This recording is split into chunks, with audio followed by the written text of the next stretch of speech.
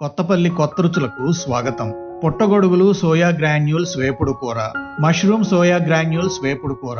పుట్టగొడుగులు సోయా రెండు ఎన్నో పోషక పదార్థాలున్న బలవర్ధకమైన ఆహారాలు.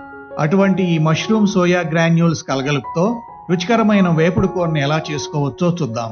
మష్రూమ్ సోయా గ్రాన్యూల్స్ వేపుడు కూర తయారీకి కావలసినవి: బటన్ లేదా ఆయిస్టర్ పుట్టగొడుగులు 200 గ్రాములు, సోయా గ్రాన్యూల్స్ 3 టీ స్పూన్లు, కేస్ గసాలు కొబ్బరి ముద్ద 3 టీ స్పూన్లు, కేస్ అల్లం వెల్లుల్లి ముద్ద 2 టీ స్పూన్లు, కేస్ గరం మసాలా పౌడర్ 2 టీ స్పూన్లు, ధనియా పౌడర్ 1 టీ స్పూను, జీరా పౌడరు 1 టీ స్పూను, కారం 1 లేదా 2 స్పూన్లు అందులో కారాన్ని బట్టి, ఉప్పు సరిపడినంత, కరివేపాకు 2 రెమ్మలు, కొత్తిమీర చిన్న కట్ట, నూనె 4 స్పూనులు.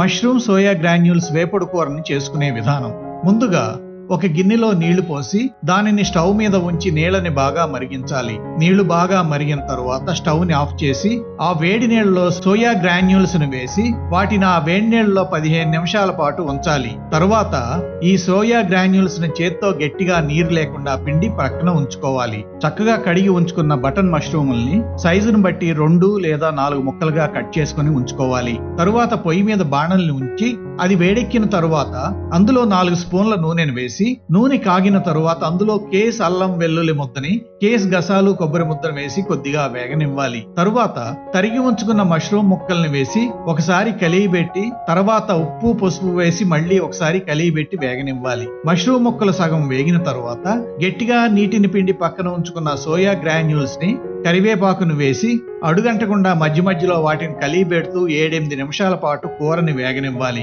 కూర వేగిన తరువాత ధనియాల పొడిని, జీలకర్ర పొడిని, గరం మసాలా పొడిని, కారాన్ని, కొత్తిమీరను వేసి అన్నింటినీ మరోసారి కలియబెట్టి 1-2 నిమిషాల పాటు కూరని వేగనిచ్చి స్టవ్ ని కట్టివేయాలి. అంతే, మష్రూమ్ సోయా గ్రాన్యూల్స్ వేపుడు కూర తయారు. ఈ వేపుడు కూర కేవలం అన్నంలోకే కాకుండా చపాతీలలోకి నంచుకోవడానికి కూడా చాలా బాగుంటుంది. మా ఈ వీడియో కనుక మీకు నచ్చినట్లయితే మరిన్ని రుచికరమైన వంటకాల కోసం మా ఛానల్ కు సబ్స్క్రైబ్ చేయండి. సబ్స్క్రైబ్ బటన్ ప్రక్కనే ఉన్న బెల్ బటన్ ని యాక్టివేట్ చేయండి. అంతేకాకుండా ఈ వీడియోకి లైక్ కొట్టి మీకు తెలిసిన వారికి ఈ వీడియోని షేర్ చేయండి.